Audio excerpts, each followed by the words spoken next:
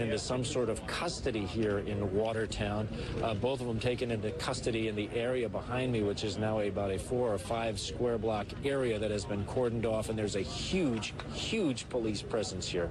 And actually, we're going to have Gabe step right in here because he was... Gabe, you were positioned over... Yes, at Dexter and Nichols. And tell us what you saw from the moment you stepped on the scene. So, I followed a couple of squad cars down to Nichols Street towards Dexter.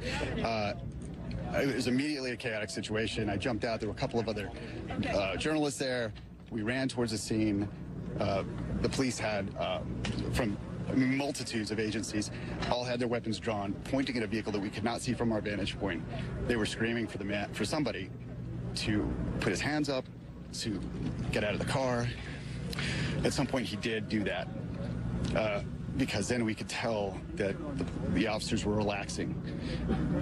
We still couldn't see the car or the suspect. Then at some point, they brought him from his vehicle to a police car. He was completely naked. He'd been, during the confrontation, I did hear him, and I believe you may be able to hear this on the tape we shot. They were ordering him to remove all his clothes, including his underwear. It was clear. You heard the police officer say, remove all your clothes, yes, remove your skivvies. Exactly, right. Exactly. So that's when they brought him completely naked into a police car. Was he in handcuffs? I believe he was cuffed, yes. He was being escorted, put in the car.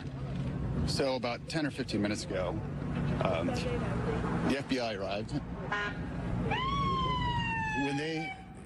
When you said the FBI arrived, yes. What kind of vehicle and who came out of that vehicle? Several FBI agents in various states of either civilian clothes or tactical gear, wearing their blue FBI jackets. They came out, they went to the vehicle where the suspect was seated and removed him from the vehicle at one point. Now, at this point, they'd gotten him dressed. He was still barefoot. He was wearing pants and a jacket, handcuffed from behind. They led him away from the vehicle towards a wall of a business. They shined flashlights in his face, and it looked like they were taking photographs. I couldn't tell exactly what they were doing, but it looked like they were taking photographs of his face. Once they completed that, they walked him back to the vehicle and started to question him extensively for about 5 to 10 minutes. Then they put him back in the vehicle. Let me just ask the control room, are we rolling any of the arrest video? And if we are, please say that in my ear when we're doing that. We are taking care not to show a naked man on TV. Drew, can I... You said... Drew, if I could